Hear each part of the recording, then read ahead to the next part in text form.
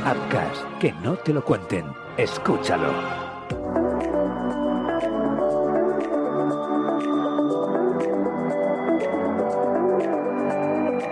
Se dicen muchas cosas, pero pocas se salsean. Esto es Puro Salseo, con Nuria Marín. Hola, ¿qué tal? Bienvenidos a Puro Salseo, una semana más. Qué ganas tengo del episodio de hoy, porque justo la semana pasada se celebraron 10 años de la abdicación del rey Juan Carlos y la semana que viene se cumplen 10 años de la proclamación de Felipe. Y claro, ¿tú te imaginas tener hoy de invitada a Bárbara Rey para hablar de todo esto? Pues no, pero casi. Porque tengo a alguien que se apellida igual y que también sabe muchas cosas, el periodista Álvaro Rey. ¿Qué tal?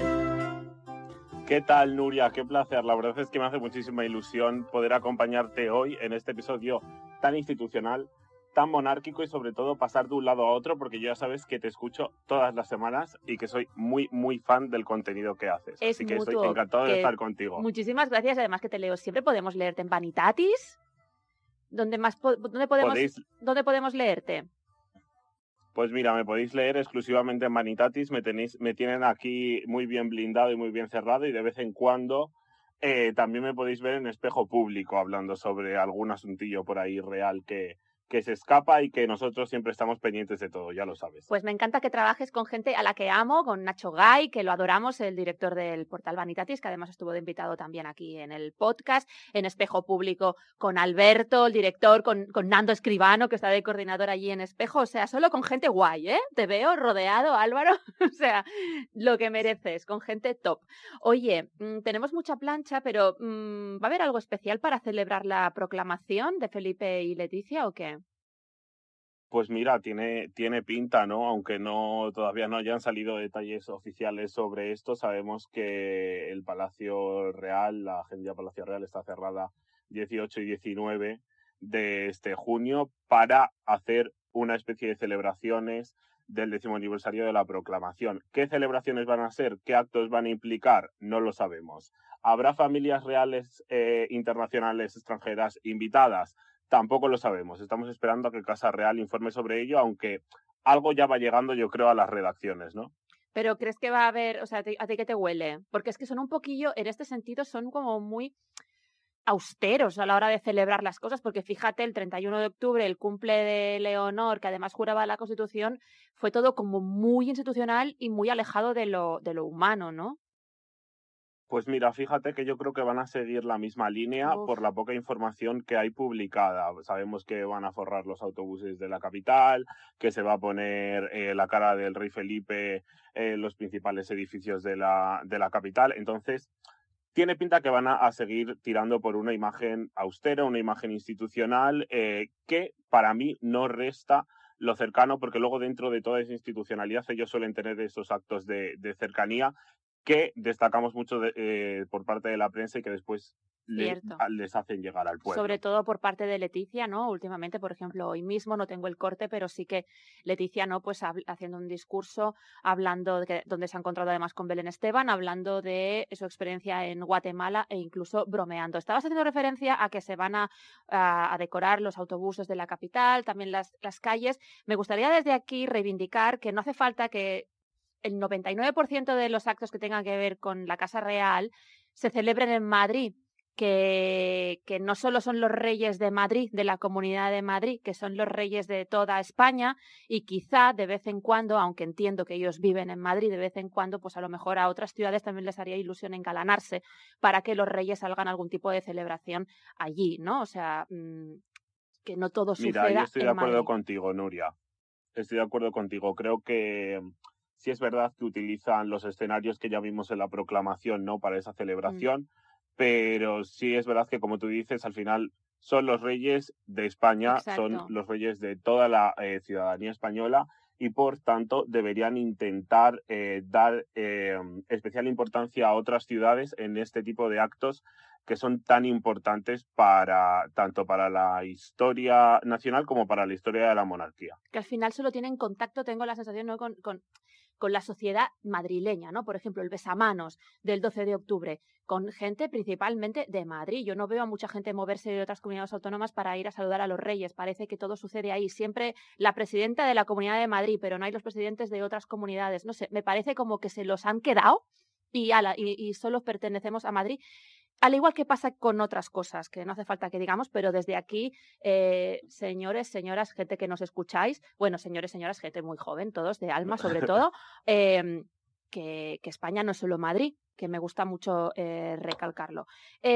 Bueno, parece que las que están volviendo a la vida institucional son las infantas, ¿no? O sea, el retorno de las infantas podría ser un nombre de una película. Bueno, te diré una cosa, el retorno polémico. Tenemos que decir, porque por ahí ha habido entre medias una corrida de toros. Sabemos que, bueno, como bien decíamos, al final reinan para toda la población, intentan representar a toda la población, pero sabemos que hay un importante sector de la población que no está de acuerdo con esta tradición.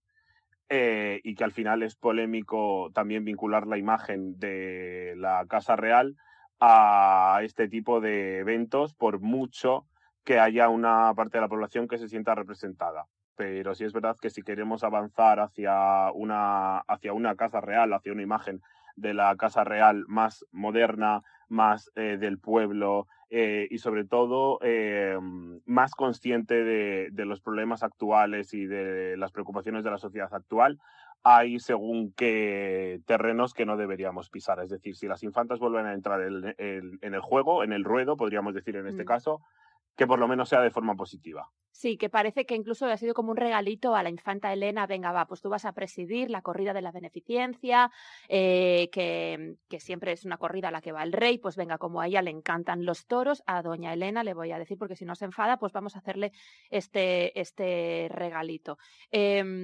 Sí que es verdad que hay una cosa, a raíz de lo que tú estás diciendo, la semana pasada quedó muy claro lo diferentes que son Felipe y Leticia, ¿no? Porque da la sensación de que Leticia se está encargando como de ser el miembro de la familia real, que no el miembro de la familia del rey, que está más cerca del pueblo, ¿no?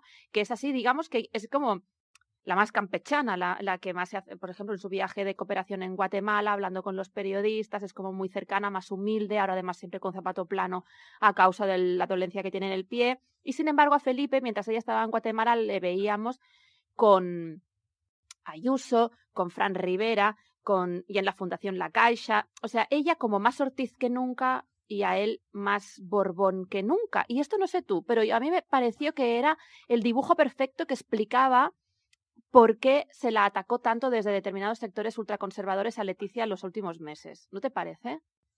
Mira, te digo una cosa, creo que también nosotros somos muy Team Leticia, lo cual me parece estupendo, porque es que no hay otra posición nos correcta escondemos en este mundo que no sea ser Team Leticia. Sí es verdad que Leticia, frente a esa imagen que se intenta dar de ella como de persona fría, alejada y calculadora, ¿por qué tenemos esta imagen de Leticia? Porque es una tía fuerte, que es firme en sus convicciones, que es segura de sí misma, y eso a quien molesta, al sector más machista de la sociedad, que la ataca y la sigue atacando y la ataca masivamente para que esa seguridad que ella muestra y que ella tiene, intentar derribarla de alguna manera, porque yo creo que les da miedo, que les impone, que la envidian.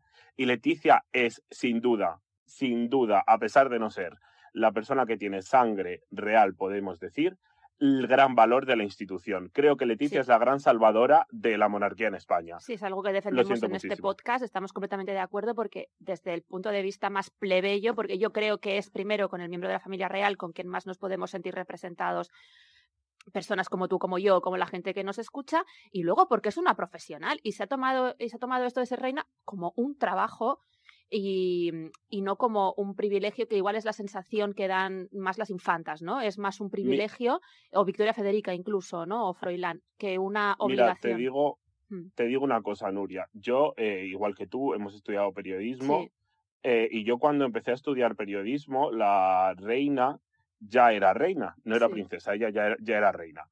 Y yo recurro mucho, porque yo estoy en la Complutense y todo el mundo en la Complutense siempre presume de que la reina Leticia ha estudiado en esas aulas.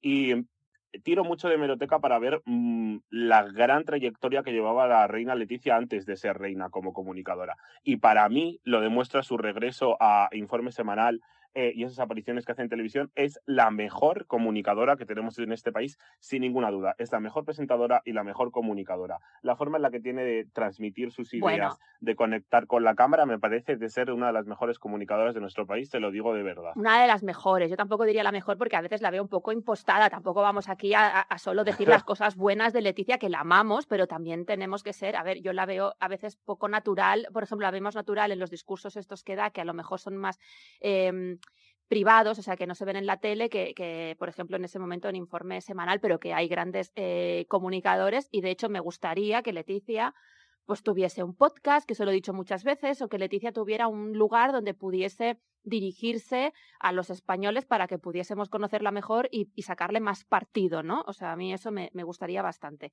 Sí que me gustaría, que si no lo digo reviento, pero tengo la sensación de que Leticia no cae bien a la casta, porque la casta es muy clasista y sigue sin pensar que Leticia es una de los suyos. A Felipe sí le consideran uno de los suyos por su linaje y pues porque es Borbón y por su apellido, pero a Leticia no. Y yo creo que ella es víctima de ese clasismo y que no se le perdona que es nieta de un taxista.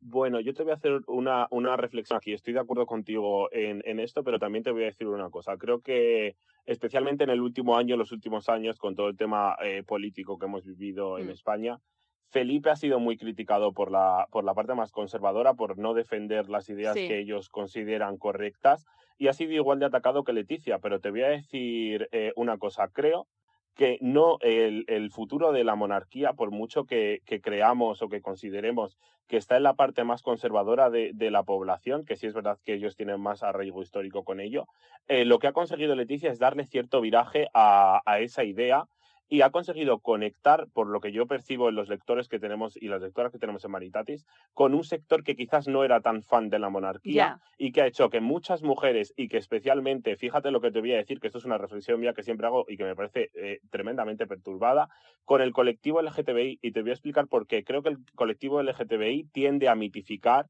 y a hacer divas a las mujeres que son fuertes y que son empoderadas, y han encontrado en Leticia un gran referente y una persona a la que admira muchísimo, y lo podemos ver en las redes sociales. O sea, que ese twist que ha metido Leticia a la Casa Real creo que va a cambiar el futuro de quién la apoya. Porque Leticia es madre. Esto es muy Leticia madre, es muy madre, es que es tal cual. Vamos al lío, vamos a recordar cómo fue esa abdicación de Juan Carlos y también hacer un balance de los 10 años de reinado de Felipe y Leticia. Y empezamos por el principio. El 2 de junio de 2014, a las 13 horas, Juan Carlos decía esto. He decidido poner fin a mi reinado y abdicar la corona de España. Así acabo de comunicárselo oficialmente esta mañana al presidente del gobierno.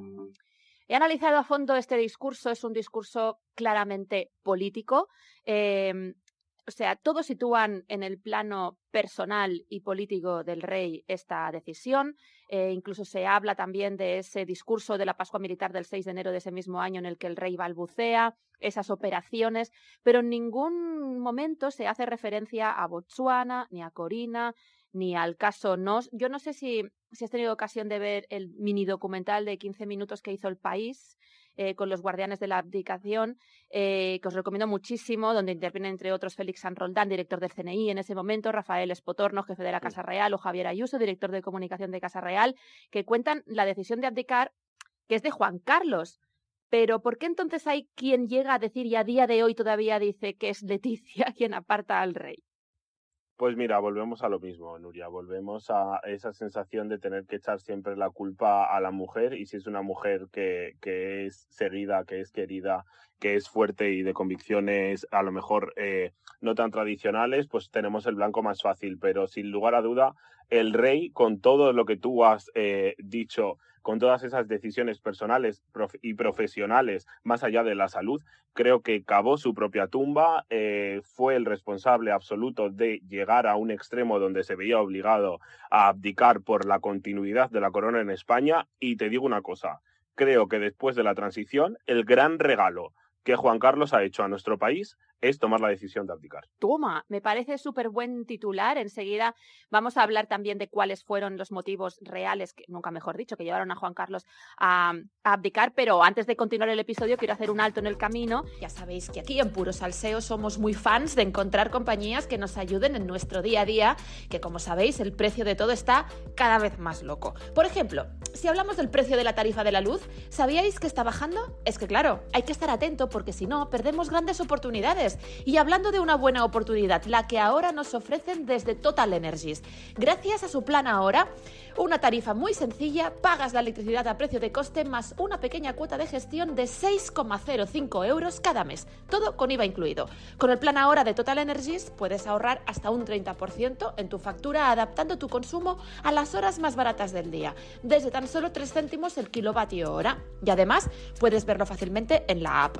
Me parece una buena oportunidad para ahorrar un poquito cada mes en la energía de mi hogar y también del vuestro, caris. Si os parece una super idea, que yo sé que sí, podéis contratarlo sin requisitos de permanencia entrando en totalenergies.es o llamando gratis al 900-929-272. Ay, queridos, yo siempre miro por vuestro bienestar.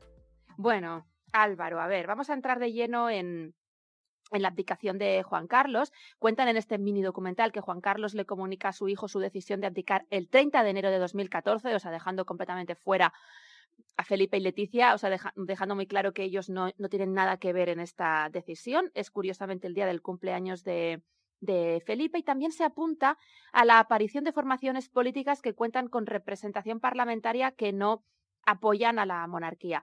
¿Tú crees que Juan Carlos siente que su situación financiera podría haber facilitado un referéndum monarquía sí o no? Por ejemplo, Podemos podría haber dicho, oiga, hay un señor que no sabemos, no ha regularizado su situación económica a nivel fiscal, de sacar determinadas cositas que pudiesen facilitar ese referéndum. Fíjate, creo que precisamente lo que dices, esa llegada de Podemos, ¿no?, al Parlamento de los Diputados y esa teoría sobre la posible república dentro de nuestro país fue muy propiciada por las decisiones de Juan Carlos y por todo lo que había hecho previamente. Entonces había un miedo muy latente y que explican en el documental que esta decisión provocara el referéndum. Yo considero, a pesar de ser una persona que soy monárquica, que no está mal tampoco preguntar a la población qué considera, y creo que en ese momento, a pesar de las malas circunstancias, no hubiese bastado para instaurar una república en España. Creo que si se hubiera llegado a producir ese referéndum, que debería haberse producido más que nada para acallar el debate, sí. Creo que hubiese sido un movimiento inteligente, acallar el debate de la población y dejar hablar a la población y decidir si quería o no quería la monarquía, que yo creo que hubiese optado por ella. Creo que hubiese sido un movimiento inteligente por parte de la Casa Real, pero que sí es verdad que pillaba muy de primeras a Felipe como para hacer ese ejercicio, ¿no?, de honestidad y de transparencia que ha ido haciendo después con el paso de los años.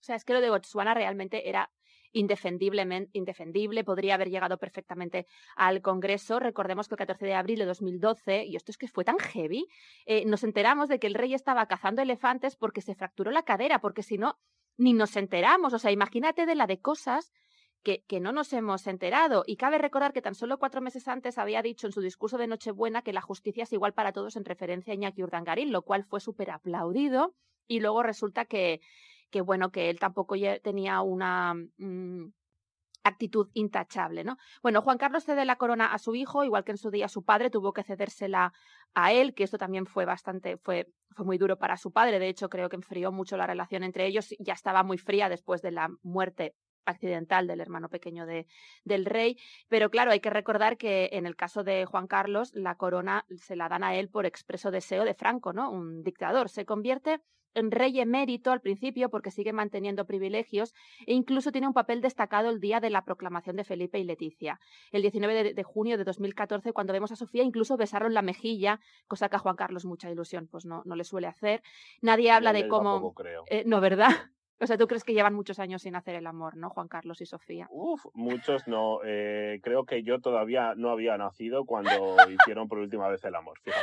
Ay, madre mía, ¿tú crees que Sofía tiene sus rollitos? Pues siempre se ha comentado que la reina también tenía alguna que otra relación por ahí, sobre todo se decía, yo digo siempre supuestamente por si acaso, que viajaba mucho a Londres por una persona especial que podría tener por allí. A mí me parece súper lícito, si total Juan Hombre, Carlos por hacía lo que favor, le daba la gana, claro que sí. pues que ella haga también lo que le dé la gana. Creo que al final son los más modernos de todos, una relación abierta. No, a mí, yo estoy muy a favor de que los reyes, reinas, príncipes, princesas hagan lo que les dé la gana, pero encarecidamente a mí me gustaría que lo compartan con los ciudadanos porque tenemos derecho al salseo. Entonces, yo simplemente, o sea, ya está, o sea, yo políticamente no me considero monárquica, pero sí me encantan las casas reales. Es un poco raro, es un poco extraño porque soy fan del salseo y reconozco que son una fuente constante de salseo. Y si hubiese un referéndum y me dice si quiero que Leonor sea reina o no, yo voto que sí. O sea, en ese caso sí querría a Fíjate, Leonor. lo que te digo, que yo soy una persona que a mí no me cuesta nada decirlo, que soy de izquierdas, Sí. y que me considero monárquico, y fíjate por qué, por pura practicidad. Creo que lo hemos visto ahora las europeas, es que estamos en un momento político de una inestabilidad absoluta, donde no somos capaces de prácticamente conformar un gobierno estable, donde el presidente del gobierno se ve en una situación tan difícil que tiene que estar 5 días de reflexión para ver si continúa o no continúa en el cargo, y al final, aunque parezca una locura, la Casa Real genera esa estabilidad. Sí, pero esa entonces de Juan Carlos no tendría que haber ido a la boda de Almeida. Mira, creo que no. Creo que ninguna persona que tenga vinculación a la Casa Real puede asistir a un acto que tenga, de una manera o de otra manera, tintes políticos, por mucho que tu familia esté relacionada Porque además, con la novia. ¿cuántas veces crees que han hablado Juan Carlos o las infantas con Teresa Urquijo? Venga, que no nos traten de idiotas. Eso fue una demostración de poder y una demostración de que aquí hay un sector importante de la sociedad que manda en la Comunidad de Madrid, que parece ser que es la única que cuenta en este país, que no me voy a cansar de reivindicarlo desde Barcelona, de cara a Felipe y Leticia. O sea, fue como que toda esta gente, toda esta jet set, que es el núcleo duro de la Comunidad de Madrid, me quieren. Y vosotros no me estáis dejando volver. Fíjate que indirectamente en todo lo que hace prácticamente perjudica de manera muy clara a la institución y al trabajo que hacen incesante y día tras día por conseguir algo bueno para el futuro de la monarquía en España. Felipe y Leticia, creo que no hay decisión que tome que sea correcta. Sí, es que no creo que Juan Carlos y las infantas se lo hayan puesto fácil, especialmente Cristina con Iñaki Urdangarín. Volvemos a ese 19 de junio, ese día de proclamación un poquito sosa a nivel de salseo. Las cosas como son, no sé, tampoco hubo mucho salseo, el beso en la mejilla de Sofía a Juan Carlos. También vimos las lágrimas de la infanta Elena, emocionada al ver a su hermano convertirse en rey de España, que nos recordó al año 1992, tú todavía no habías nacido, ¿no, Álvaro? Cuando lloró al ver a su hermano portar el estandarte español durante la inauguración de los Juegos Olímpicos de Barcelona. Poco se podía imaginar que Elena iba a salir de la vida de su hermano. O sea, poco después salen de la familia real, de la vida institucional, las infantas, ¿no? Mira, es otra de las grandes decisiones de Felipe al frente de la Casa Real Española. Creo que ha sabido hacer algo muy bien y es separar, que es lo que a muchos nos cuesta en ocasiones, lo personal de lo profesional. Y él era consciente de qué tenía que hacer si quería que la Casa Real sobreviviese.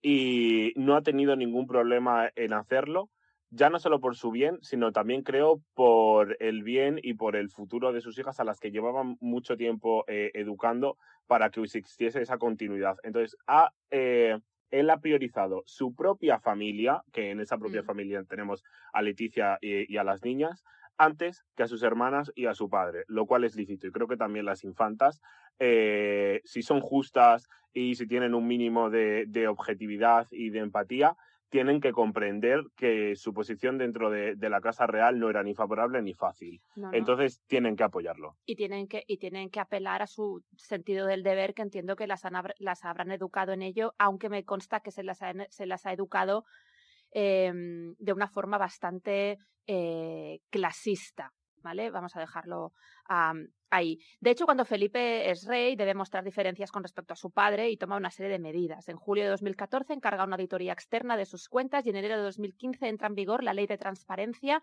y prohíbe recibir regalos que irán a Patrimonio Nacional, publicando cada año un inventario de lo más pintoresco. El inventario yo no me lo pierdo nunca. 2 pins de la panadería de Juan y no sé qué. Un cuadro de... Bueno, es que es muy friki todo. Es de las mejores cosas del año. Totalmente. Luego, a ver, qué transparencia. A ver, bueno, es un poco una cosita simbólica, ¿no? Pero bueno, algo es algo. Luego el rey prohíbe a los miembros, esto directamente afecta a las infantas, porque claro, el rey dice, ostras, si formáis parte de la vida institucional, no podéis trabajar para empresas ni tener negocios en el sector privado o dedicaros a cualquier otro empleo que no sea el de representar a la corona, ¿no? Entonces, claro, las infantas que trabajan o para la Fundación del Aga Khan en el caso de Cristina o para la Fundación Mafre en el caso de la infanta Elena dicen, ostras, que me estoy sacando 400.000 pavos al año por ir a sonreír a 4 actos al año. Pues, ¿qué sueldo me va a pagar el Estado? Porque teniendo en cuenta que la reina cobra 130 y algo mil euros al año brutos, que tampoco es tantísimo, habrá gente que dirá, es muchísimo. Bueno, para ser la reina de España tampoco me parece un sueldo tan elevado, ¿no? Pues han dicho, pues me salgo de la vida institucional. Yo creo que ellas hubieran querido seguir haciendo las dos cosas, ¿no? Mira, lo has explicado muy bien, Nuria. Simplemente nos tenemos que fijar en los sueldos y en los datos. Creo que en este caso priorizan su bienestar, su tranquilidad económica, su mejor vida frente a la institución. Por lo tanto, la institución tiene que priorizarse a ella misma frente al resto de los intereses de las demás personas.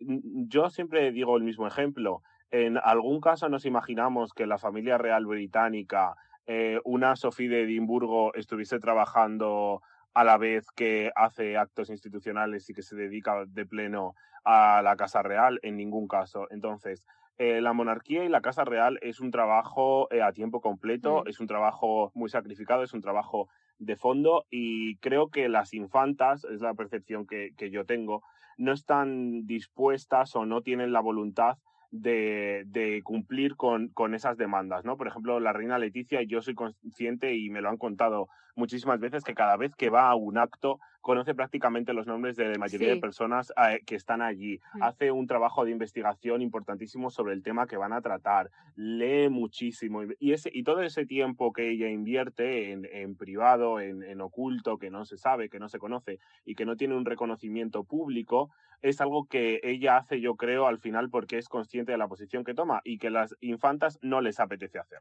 Creo que las infantas simplemente lo que les apetece es figurar.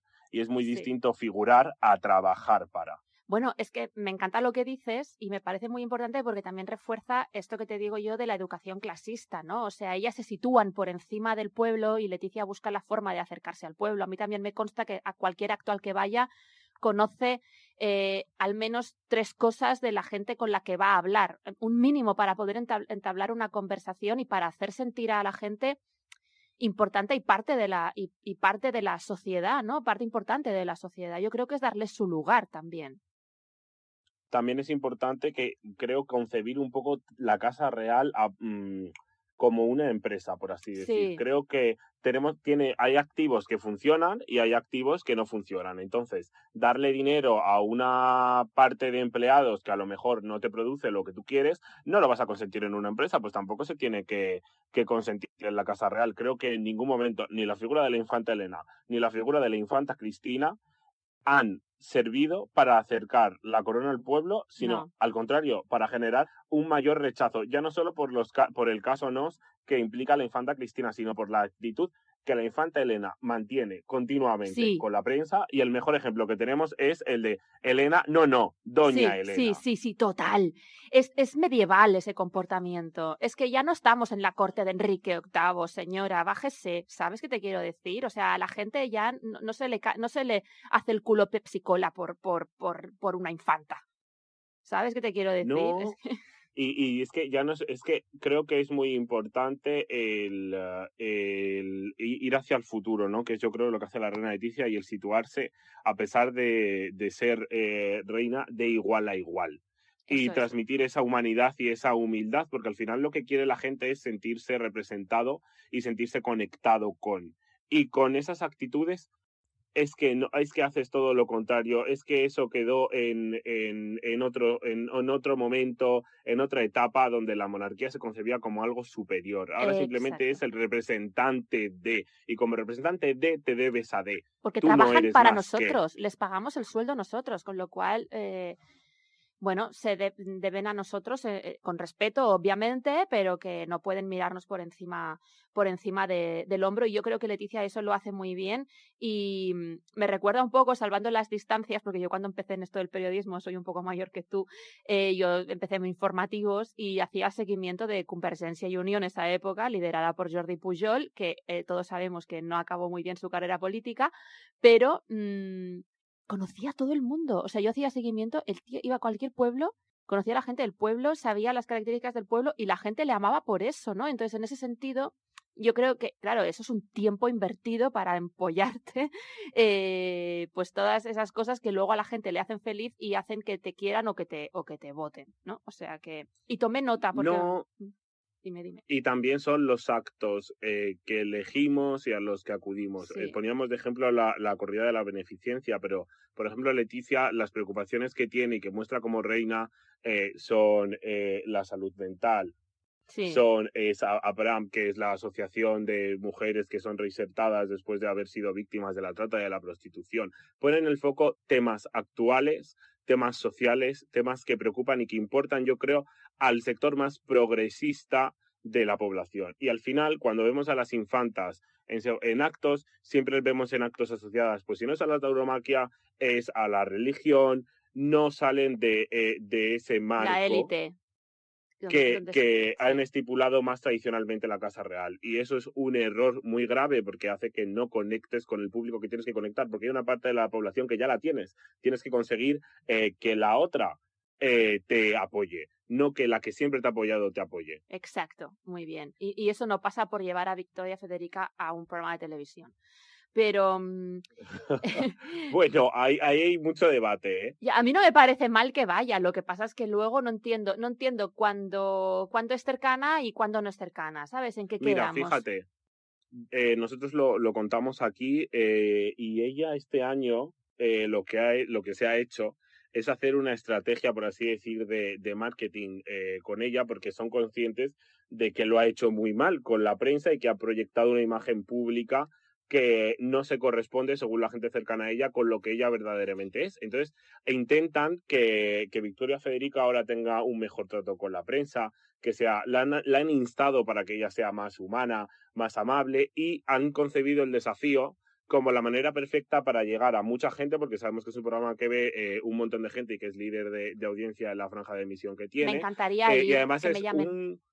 Es un programa que muestra la parte más humana, yo creo, de las personas que van, porque es muy difícil, es muy duro. Entonces, es una forma perfecta para demostrar que Victoria Federica se esfuerza, que Victoria Federica es capaz de tener un objetivo, de cumplirlo, de tener tesón, de ser emocional. Bueno, Entonces, que también le pagarán un buen caché por todo eso, también se lo van a pagar, hombre, evidentemente. Eso desde luego, o sea, sin ese caché no hubiesen acudido, pero lo han visto como la oportunidad perfecta para intentar modificar su imagen pública. Bueno, pues a ver cómo sale eso. Hablando de imagen, el día de la proclamación vimos a Leticia vestida de blanco por Felipe Varela, un color que hemos visto a otras reinas el día de su coronación, como por ejemplo la reina Camila, y Felipe se convertía en el rey más joven de Europa y Leonor la heredera más joven. Vimos cómo Felipe hablaba mucho con Leonor y Leticia daba atención especial a Sofía, ¿no? Pues en ese empeño de intentar que no se sintiera inferior a su hermana, y que es algo que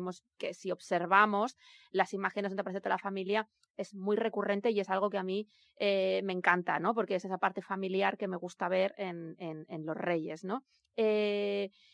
Los problemas para Juan Carlos I comenzaron en el verano de 2018, cuando, claro, él estaba llevando vida de emérito todavía, y ahora me dedico a vivir del cariño de la gente, sigo cobrando un sueldo del Estado, vivo todavía del prestigio. Y agentes de la Policía Judicial Suiza, enviados por el fiscal Yves Bertosa, entraron a registrar la gestora de fondos del administrador de fortunas Arturo Fasana. En aquel registro, Bertosa halló 2 fundaciones con cuentas en bancos suizos. La fundación de Liechtenstein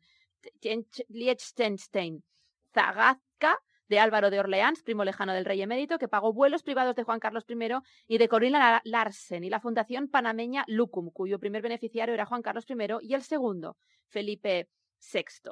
Claro, cuando se hace pública esta noticia en marzo de 2020, el actual jefe del Estado anunció que renunciaba a la herencia de su padre. Nos vino muy bien porque estábamos con la plena pandemia, o sea que el tema, ¿te acuerdas que pasó un poco como por encima, ¿no?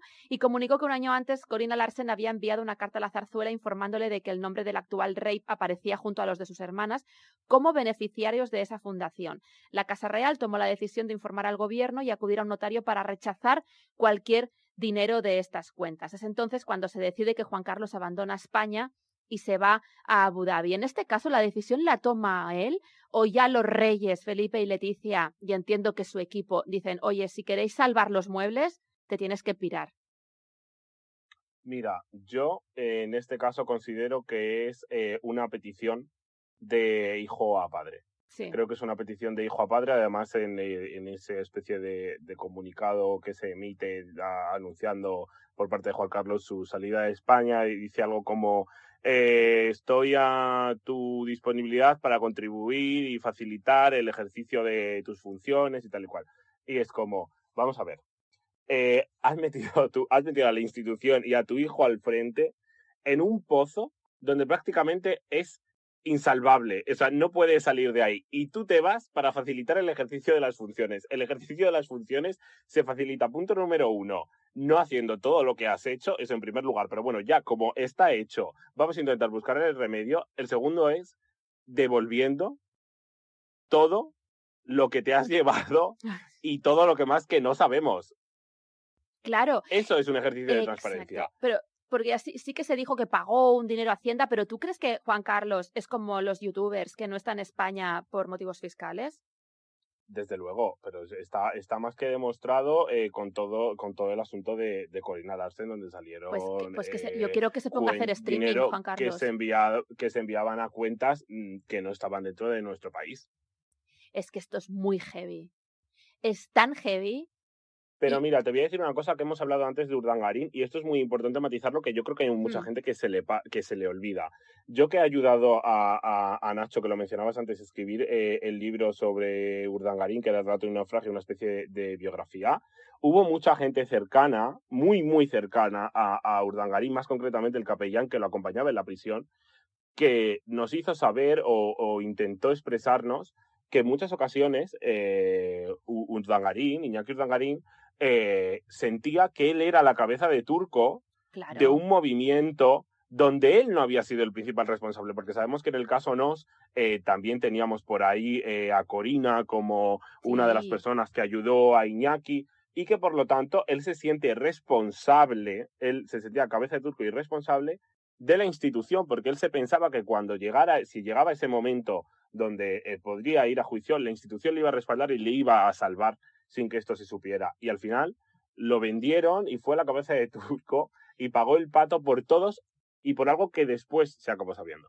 Pero fíjate él cómo sigue desafiando a la familia real utilizando la casa de Vaqueira para ir a esquiar con su actual pareja, con Ainhoa Armentia, como luchó hasta el final por mantener su escolta. O sea, yo creo que él está recibiendo, yo no tengo pruebas de esto, pero a ver, tengo la sensación de que él percibe algún tipo de ayuda por mantener la boca cerrada. A mí me consta que Iñaki Urdangarín ha estado a punto de dar entrevistas que finalmente no se han realizado, pero a pocas horas o pocos días de grabarse.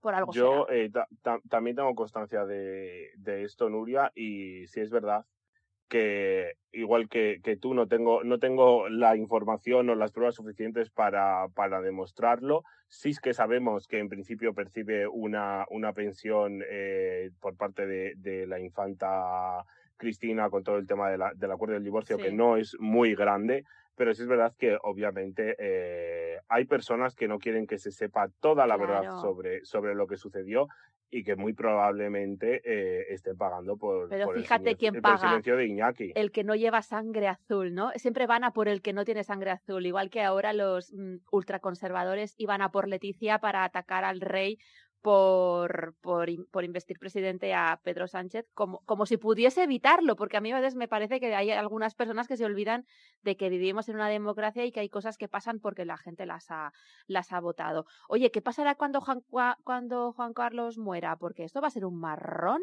O sea... Pues mira, es una pregunta que nos hacemos mucho aquí siempre en la redacción. ¿Qué sucederá cuando este momento llegue? Obviamente, me parece evidente que va a ser enterrado en España. Considero como anterior rey, debería recibir un funeral de Estado, pero creo que no va a ser así. Creo que se va a optar por algo más austero. Creo que no van a celebrar ese funeral de Estado donde a lo mejor podemos ver venir a otras monarquías desde fuera para ese funeral. Creo que va a ser algo más familiar, algo más discreto y algo más íntimo, porque al final creo que el poner en el foco el entierro de Juan Carlos, sobre todo a nivel internacional, puede reabrir muchas heridas, muchos debates que no considero vayan a beneficiar a la Casa Real.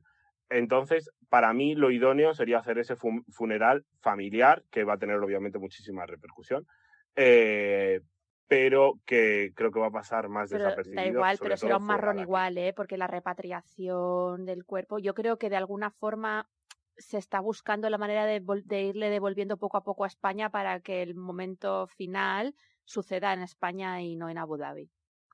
Sí, últimamente ya vemos que las visitas son muy frecuentes, pasa muchísimo más tiempo aquí. Creo que ya todos nos estamos haciendo un poco a la idea de que Juan Carlos está ya un poco a caballo entre España y Abu Dhabi, aunque te digo una cosa, creo que a la gente cada vez le interesa menos este tema. Ya le da igual cuando viene Juan Carlos, le da igual donde esté, o sea, es como que ya dan por perdido a la figura de esa persona, a quien verdaderamente tiene cierto cariño por la institución, les da igual, es como ya que haga lo que le dé la gana, así total. Ya. Oye, nos hemos enrollado muchísimo, pero es que realmente me encanta el Royal Salseo porque es inagotable, es inacabable, podemos estar hablando horas porque es que claro, hemos pasado muy por encima en realidad de todo, porque podríamos sumergirnos en muchísimos subtemas, podríamos hablar también del papel del gobierno, pero bueno, nos hemos quedado sin tiempo. Pero Álvaro, yo me encantaría volver a invitarte otro día aquí al podcast para seguir hablando de esto. ¿Y qué planes tienes para verano?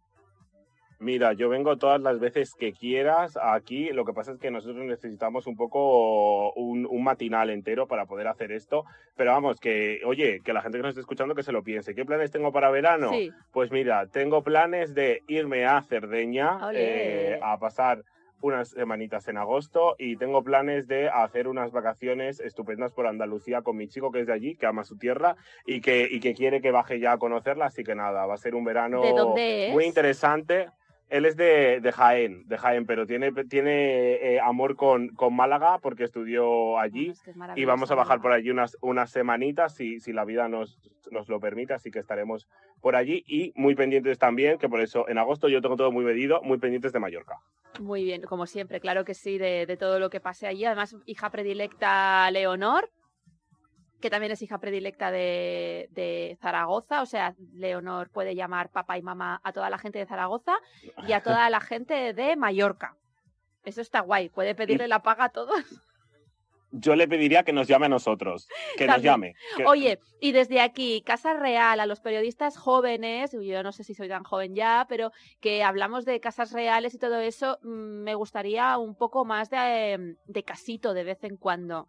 ¿Sabes? Que siempre son los mismos a los que se atiende.